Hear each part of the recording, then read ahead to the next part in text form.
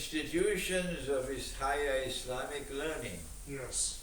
around the world of Islam today, from Jamiatul Azhar Kandar, Mm-hmm.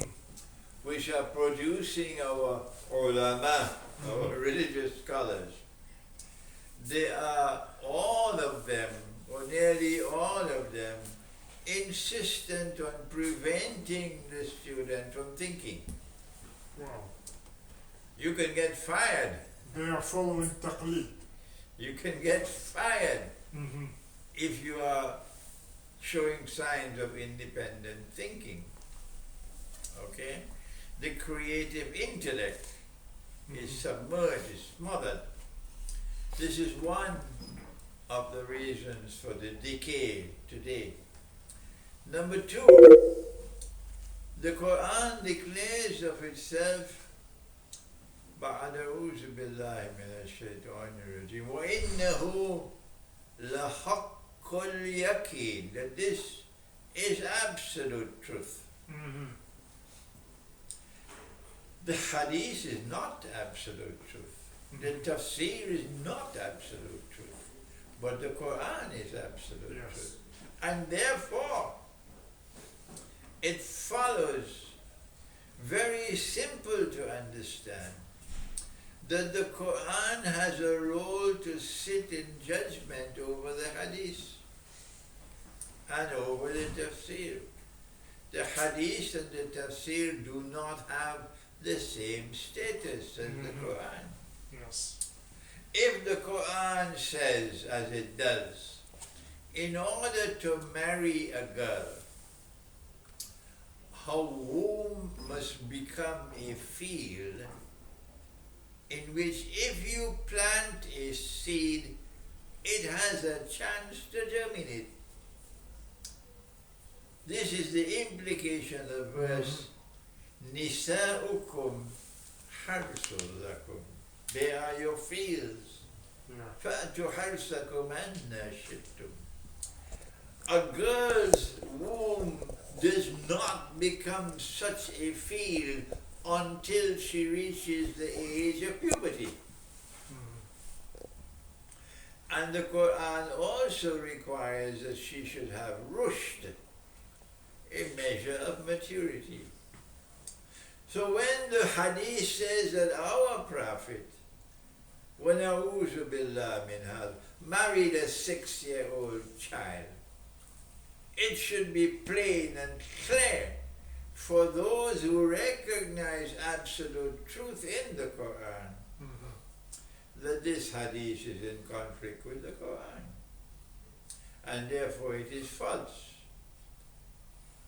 But you can't get Islamic scholarship to do that, because for them, once it is Sahih, it is absolute truth. Once it comes from the classical tafsir, it is absolute truth. That is the problem with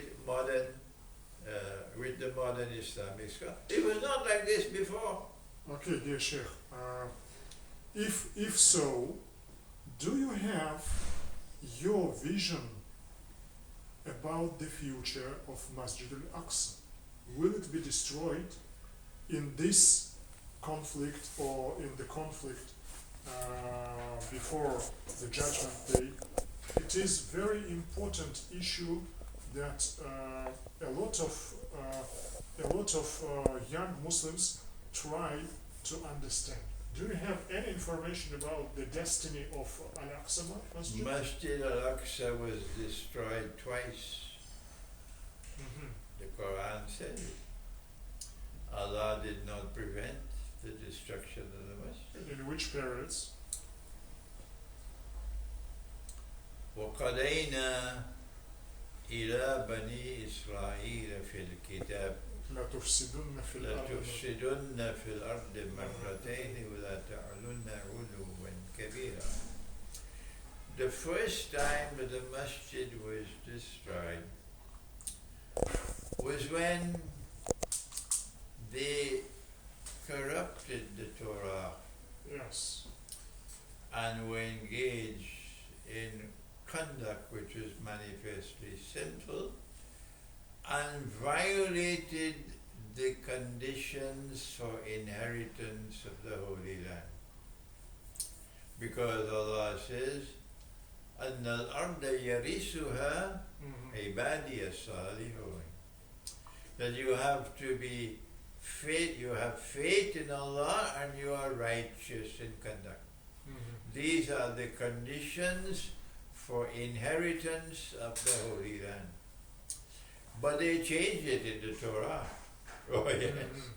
The Torah now says, and it is so funny, it is not because of righteousness that the Lord God has given you this land to inherit it. For you are a stiff-necked people, indicating the Torah is saying whether you have faith in the Lord God or you are godless, the land is still yours. Whether you are righteous in your conduct or you are wicked in your conduct, the land is still yours. That's the nonsense that's there in the Torah. And so when they violated the conditions of inheritance of the Holy Land, then Allah sent an army against them.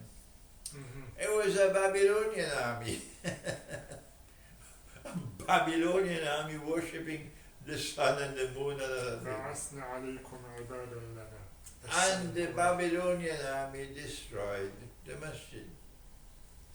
And then when they boasted of how they killed the Messiah, then Allah then sent another army, a Roman army. And again the masjid was destroyed. Okay? So Masjid al-Aqsa does not have any immunity from destruction. So if Masjid al-Aqsa does not have any immunity from destruction, it is not divinely protected, then do we have the power to protect it? It should be protected by believers. Do we have the power to do it? Right now? Military power is not based only on weapons. Military power is also determined on the basis of what kind of economy you have. Yes. And we are all enslaved by riba. So how can we fight? Subhanallah. Huh? How can we fight? You might last for 1 week and then you go bankrupt. Yes. And so I don't see any possibility of this ummah preventing the destruction of Masjid al-Aqsa unless you want to dream. I'm not engaged in dream, I'm engaged in solid, serious scholarship. Very dramatic vision. And you know, your vision on the second time of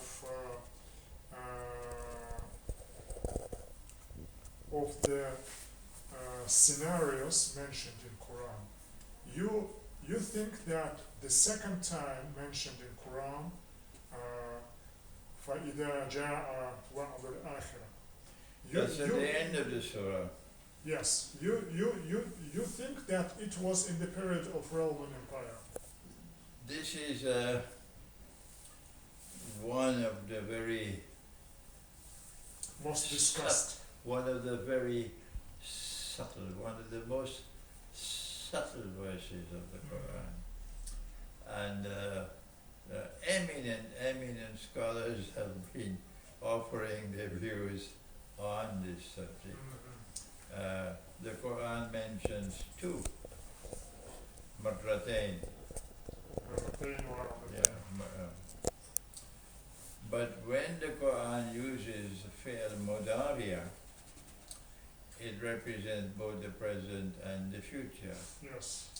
So it is possible, and Allah knows best, that the second one includes both that which occurred at the time of the Romans and that which is to come. But Allah knows best. MashaAllah.